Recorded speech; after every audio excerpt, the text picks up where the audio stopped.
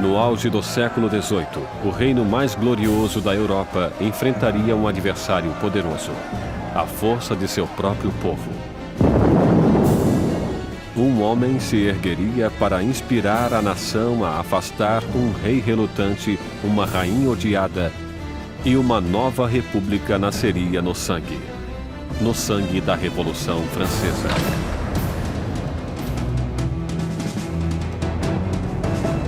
A Revolução Francesa, distribuído por Logon, versão brasileira Sérgio Moreno. 1794, prisão de Concierge, uma fortaleza impenetrável às margens do rio Sena. Úmida, infestada de ratos, conhecida como a Anticâmara da Morte. Dentro, a voz da jovem nação está prestes a ser silenciada. Enquanto seu cabelo é cortado e seu pescoço fica nu para a lâmina da guilhotina, Maximilien Robespierre prepara-se para pagar o preço pelo cataclismo deixado à sua volta. A explosão de acontecimentos que tornaram-se a Revolução Francesa. A Revolução Francesa foi o extraordinário momento em que o povo começou a acreditar que seria possível refazer quase tudo em sociedade, que não podia somente mudar a política, as instituições, mas a própria natureza humana através da ação política. A Revolução Francesa representa a encruzilhada do mundo moderno, onde tudo começa a encaminhar-se para uma direção diferente.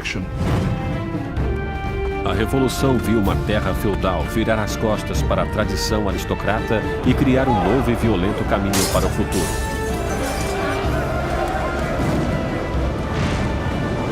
Faria estremecer os próprios fundamentos da Europa e seu impacto seria sentido além dos mares.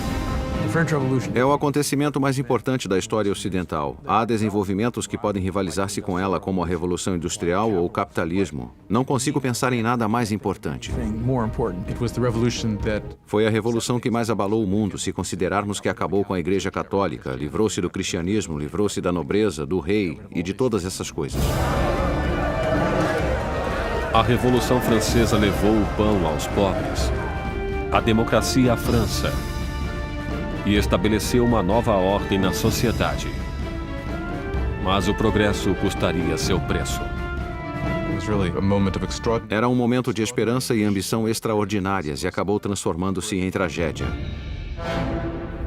Alquebrado e derrotado, Robespierre, que há pouco tempo ocupara o cargo mais alto, encontrava-se em meio à revolução mais cruel e sangrenta da Europa.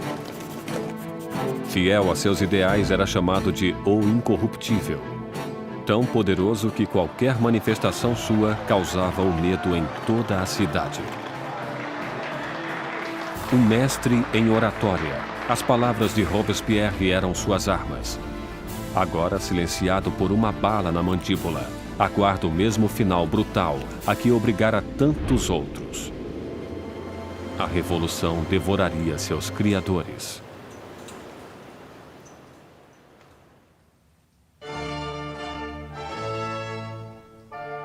Ninguém poderia prever a turbulência que viria em um dia de primavera de 1770. O castelo de Versalhes estava repleto das multidões brilhantes da corte real. Terminada em 1682, Versalhes foi a obra-prima do rei Luís XIV. Para colocar alguma distância entre ele e seus súditos, Luís XIV elege para a capital da França essa pequena cidade distante 20 quilômetros a oeste de Paris, onde ele ordenou a construção do palácio mais magnífico da Europa. Durante quase 100 anos, ele foi o trono da monarquia da nação e hoje é testemunha de um casamento muito importante. O neto do rei Luís XV, o príncipe Luís Capet, o próximo na linha do trono, receberia sua noiva. Com apenas 15 anos na véspera de seu casamento, Luís Capet é tímido e hesitante, com poucas das características esperadas de um futuro rei, e muito menos de um marido. Luís era um menino inexperiente, tímido, dolorosamente inadequado com 15 anos, sem possuir nenhuma graça social. A amante de Luís XV, Madame du Barry, chamava-o de menino gordo e mal alimentado. Basicamente, é só um menino. Era muito difícil para Luís tomar decisões. Tremia incessantemente e estava sempre pronto a deixar-se persuadir pela última pessoa com quem falasse. Claro que essas não são consideradas qualidades de liderança. O casamento de Luís era uma união política entre a família real austríaca, os Habsburgo, e a sua própria, os Bourbon. O casamento simbolizaria o fim de uma antiga rivalidade e o começo de novos laços regionais. A jovem noiva chega à França. É uma menina de olhos grandes, de 14 anos. Maria Antonieta. Maria Antonieta era uma arquiduquesa austríaca. Era a filha mais jovem da imperatriz Maria Teresa. Foi para a França como parte de um acordo de casamento que representava uma grande mudança de alianças, pois pela primeira vez a França e a Áustria tornavam-se aliadas e não mais inimigas.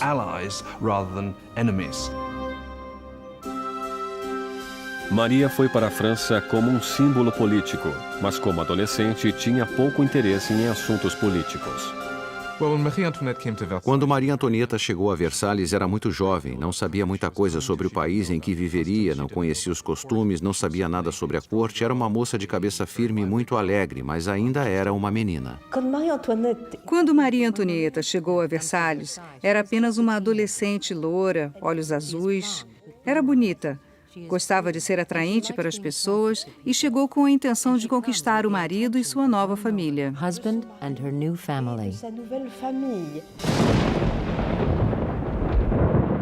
Na noite do casamento, houve uma forte tempestade.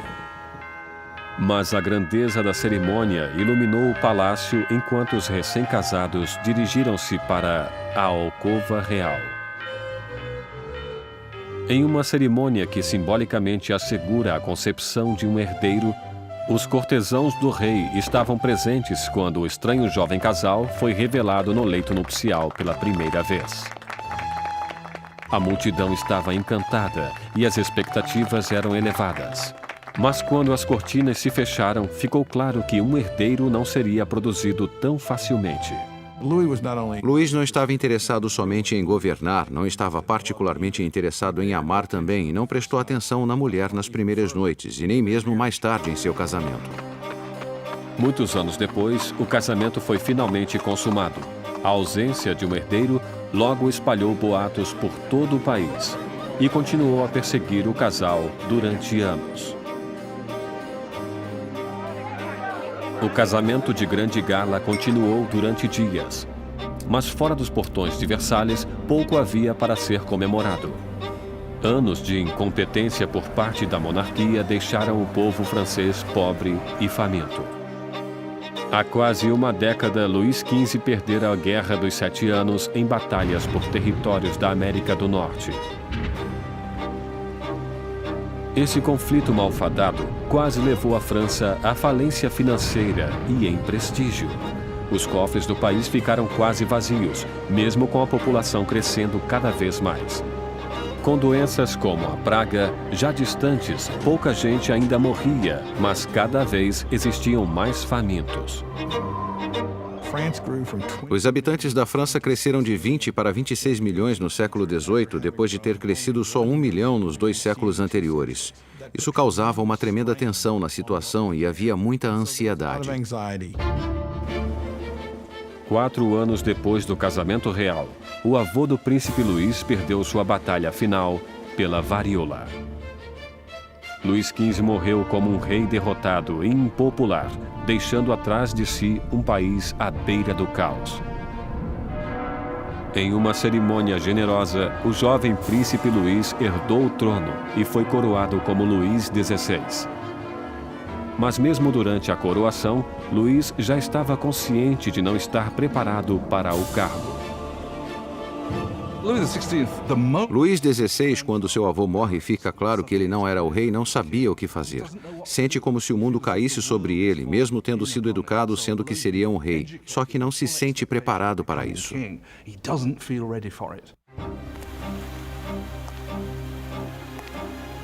Para um reinado em crise, Luís XVI seria o pior homem a ser o novo rei. O jovem de 20 anos reza: "Protegei-nos, Senhor, pois reinamos muito jovens." Protegidos em seus aposentos reais em Versalhes, Luís e Maria iniciam suas vidas como jovens monarcas, enquanto, a apenas 20 quilômetros de distância, em Paris, outra nova era começava, que iria confrontar-se com a monarquia. Uma perigosa era de ideias. A era do Iluminismo.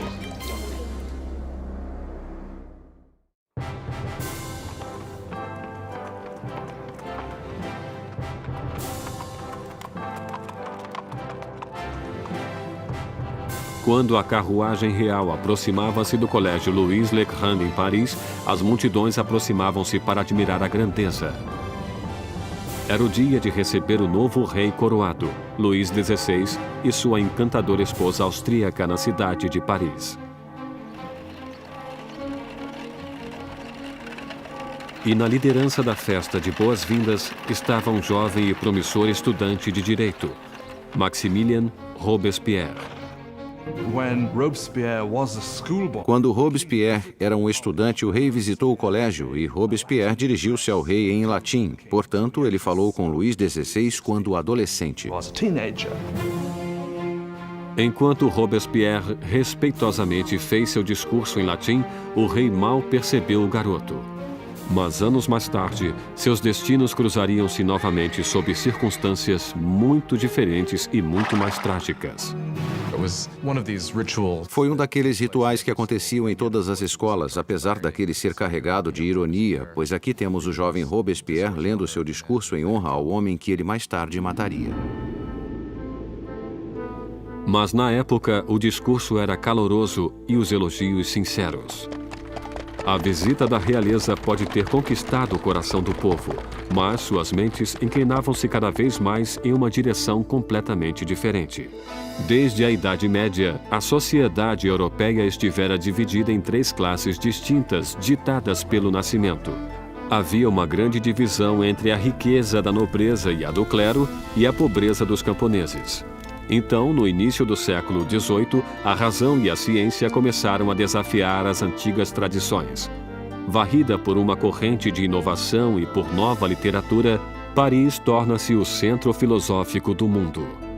A cidade pulsa com o florescimento do conhecimento, um brilho cheio de possibilidades. É a era do Iluminismo. O iluminismo é um movimento que diz para não confiar em autoridades ou em qualquer coisa que alguém lhe tenha dito. Pense por si mesmo, teste você mesmo.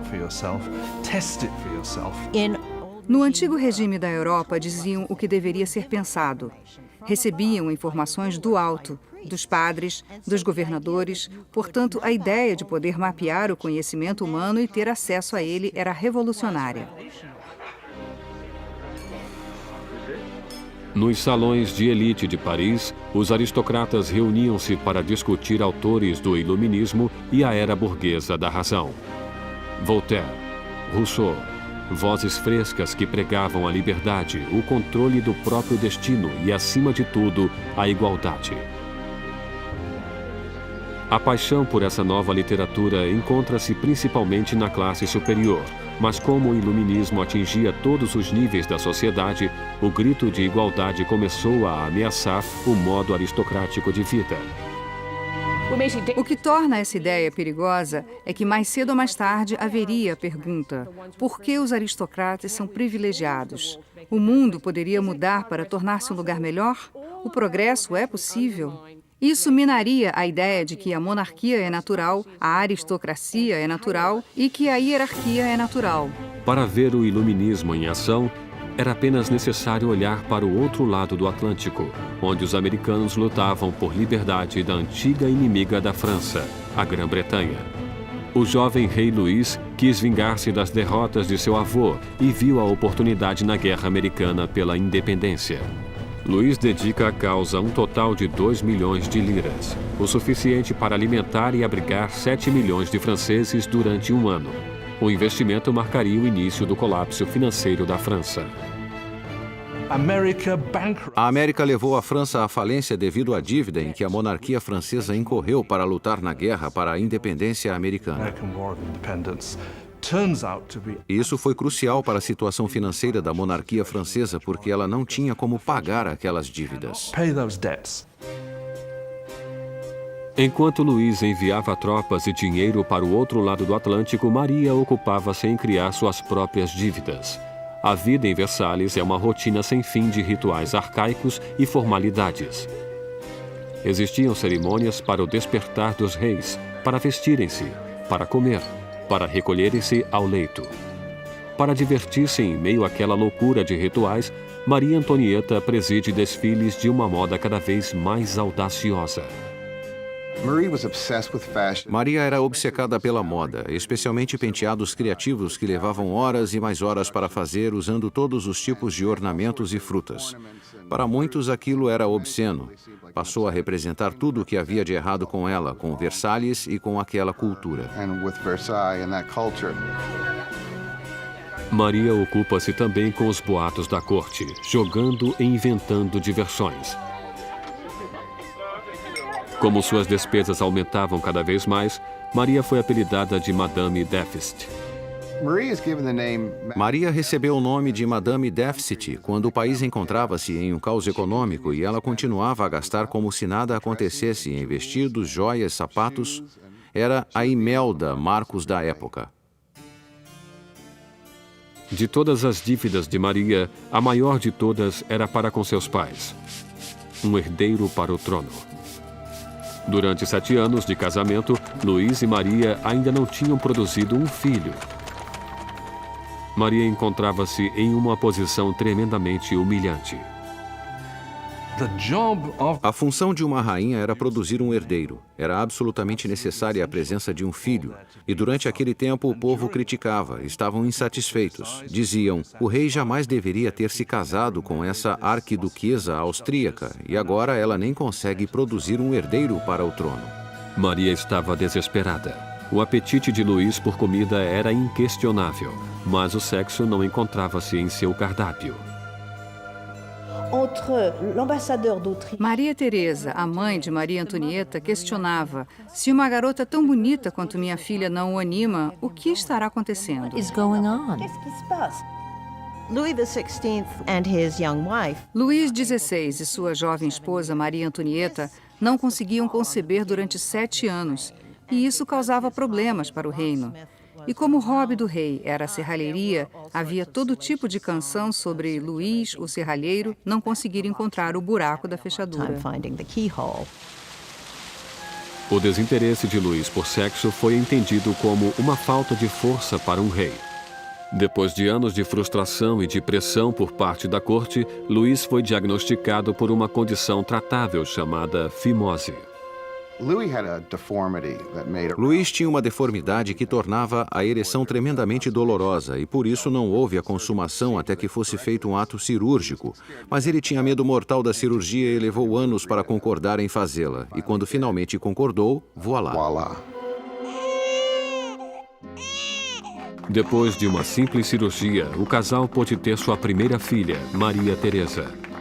Mas isso não conseguiu limpar a imagem anterior de Maria. Desde o início de 1780, começaram a circular folhetos por todo o país, uma sátira pornográfica do rei e da rainha. Panfletos obscenos debochavam da impotência de Luís e mostraram Maria como uma meretriz promíscua em uma corte debochada e decadente. A visão do povo sobre a monarquia tornava-se amarga ao mesmo tempo em que a situação dos campos piorava. Depois de uma sucessão de más colheitas, a confusão causara o aumento do custo da farinha, levando a uma carência do que era o coração da dieta da França: o pão. Mas as reclamações paravam nos portões de Versalhes. Como a realeza continuava a viver em extravagância, as queixas eram limitadas ao papel. Uma acusação foi dirigida diretamente para a corte real. Vocês sabem por que existem tantos necessitados? É porque sua existência de luxo devora em um dia o que alimentaria 1000 homens. O homem por trás desta acusação? O mesmo jovem que apenas anos antes endeusara o rei e a rainha depois de sua coroação, Maximilien Robespierre.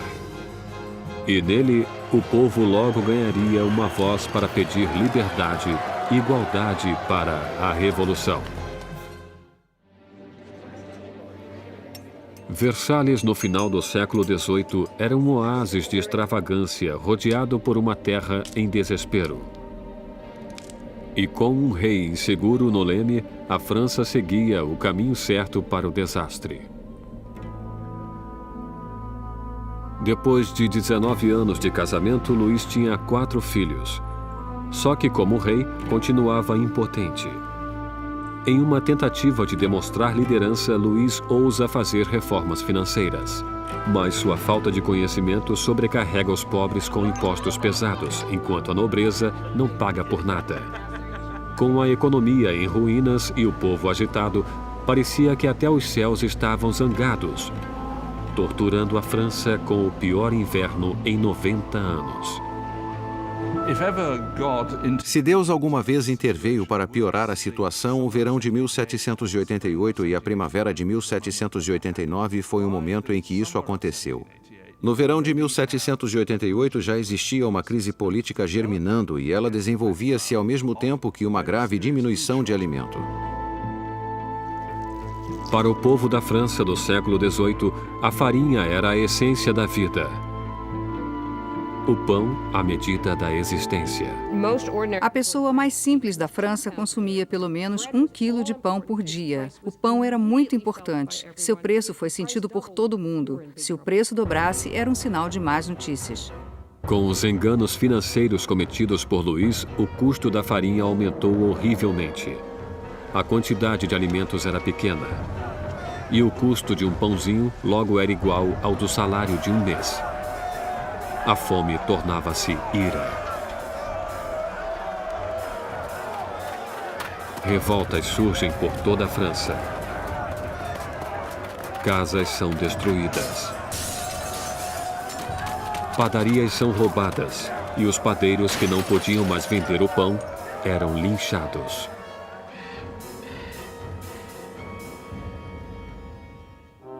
Com a economia em frangalhos, os bancos obrigam Luís a contratar um ministro das finanças, Jacques Necker, um pensador do iluminismo. Necker é popular de uma maneira que Luís só poderia invejar.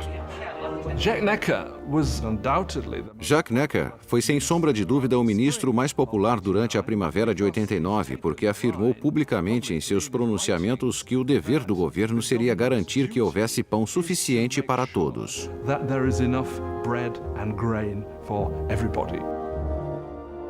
Como a nação em uma crise fiscal, Necker insiste que Luís faça uma reunião do corpo representativo tradicional do reino, os Estados Gerais. Era a primeira vez em que os representantes eram convocados em 175 anos. A França estava organizada politicamente em algo chamado de 3 estados. O primeiro estado era o clero, o segundo era a nobreza e o terceiro todos os outros. E segundo os censos contemporâneos, os 2 primeiros estados ocupavam 3% da população e o terceiro estado 97%. Muitos julgaram o fato injusto para com o terceiro estado, que era a maioria da população, ter somente 1/3 dos representantes. Sentiram que seria injustiça a existência de um parlamento com 3 câmaras, onde 2 delas, a nobreza e o clérigo, venceria nos votos o povo. 4 de maio de 1789. Um jovem e habilidoso advogado e político chegou a Versalhes. Maximilien Robespierre chegou para ficar diante dos Estados Gerais como representante, para lutar por uma voz justa para o povo que ele representava, o terceiro Estado. Órfão nascido no interior, Robespierre obteve uma proeminência acadêmica com seus estudos prodigiosos, tornando-se um orador eloquente, com ótima aparência, sem um fio de cabelo ou uma frase fora de lugar. Em casa, na pequena cidade de Arras, as ideias do iluminismo que absorvera nos salões de Paris fundaram uma voz poderosa, e ele tornou-se o mais importante advogado do local. Quando ele voltou para Arras e começou a praticar como advogado, lia tudo sobre o iluminismo. Robespierre era alguém que, quando praticava leis em Arras, tentava levar as ideias do iluminismo para os casos que defendia. No Estado Geral, Robespierre e seus colegas exigiam que a nobreza e o clero pagassem impostos, mas Luís sentia-se tremendamente ameaçado pelo crescente radicalismo do Terceiro Estado. Quando, no dia 20 de junho, depois de um impasse de 6 semanas, os representantes chegaram para descobrir que seriam silenciados. No dia 20 de junho, quando os representantes chegaram para a reunião e encontraram as portas fechadas, suspeitaram de um complô. Passaram para outro local que chamaríamos de quadra de tênis e que, na verdade, era uma quadra de handball. Juntaram-se e juraram que não parariam de reunir-se até terem uma nova Constituição. Os representantes declararam uma nova Assembleia Nacional, os verdadeiros representantes do povo da França. O juramento da quadra de tênis é um desses grandes momentos simbólicos na história da Revolução Francesa. Temos todas aquelas pessoas reunidas em uma quadra de tênis levantando os braços quase como uma saudação romana. E para a Assembleia aquele foi o momento em que perceberam algo em sua força e em sua dignidade e souberam que poderiam realmente desafiar o rei da França. Como um ato de desafio revolucionário, nasceu a Assembleia Nacional. Será uma comunhão de vozes de todo o país, um corpo parlamentar executando a vontade do povo. Mas tirar o poder do rei não seria tão fácil quanto assinar uma simples proclamação. Todas essas vitórias iniciais que aconteceram em Versalhes são mais vitórias de papel e não têm como se sustentar. O medo que tomou os representantes em Versalhes quando nos aproximamos de julho de 1789 foi porque o rei reunia suas forças para dispersá-los, para acabar com eles. No início de julho, 30 mil tropas reais posicionavam-se em torno de Paris. Para defender-se, o povo formou uma nova Guarda Nacional. Os revolucionários atacam os arsenais de Paris e conseguem furtar 28 mil mosquetes. A única coisa que falta é a pólvora. E o povo sabe onde consegui-la. No centro de Paris existe uma masmorra de pedra, famosa como símbolo do regime feudal, a Bastilha. A prisão abriga toda a pólvora da cidade e é lendária como câmara de tortura e mortes horríveis. A Bastilha fora o grande símbolo do despotismo real, o grande símbolo dos reis da França que iam além dos limites de seu próprio poder, fora um símbolo do horror para o povo francês. Em meio à revolta, acontece um ultraje surpreendente. Luís demite seu ministro das Finanças, Jacques Necker, o amado do povo, visto como simpático às massas. Horas depois de sua demissão, Paris fica sabendo que seu representante foi afastado. Não restou mais nada além da revolta. No dia 14 de julho, multidões reuniram-se identificando-se com um pequeno penacho vermelho e azul, as cores de Paris, separadas pelo branco, a cor da causa dos Bourbon. Nascia o tricolor. E entre a multidão enfurecida, uma voz grita: para a Bastilha! Atacar a Bastilha significava que o povo de Paris dizia: não se livrarão da nova Assembleia Nacional. O povo está agindo, está armando-se e basicamente diziam: estamos do lado da revolução. Vendo o exército que aproximava-se, o governador da Bastilha, Bernard de Launay, tentou trancar a prisão. Armou uma defesa inútil, mas os saqueadores invadiram a fortaleza e atiraram-se sobre os guardas com facas e lanças. Finalmente, de Launay rende-se, mas a multidão furiosa arrasta-o pelas ruas. Os saqueadores exaltados chutam e esfaqueiam-no até que ele grita: matem-me de uma vez. E a multidão obedece. Ele é assassinado e nasce uma tradição revolucionária. Sua cabeça decepada desfila enfiada em uma lança.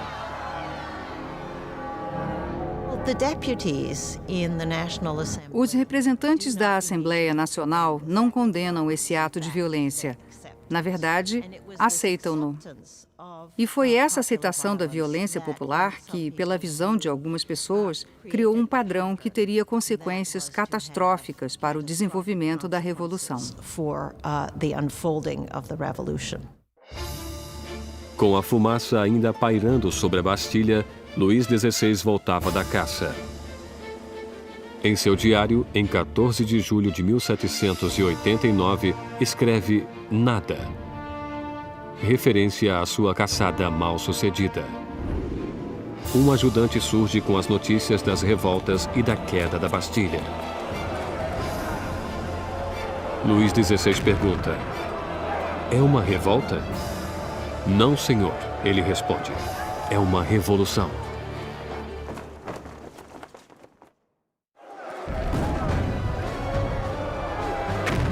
A queda da Bastilha soltou as rédeas da revolução.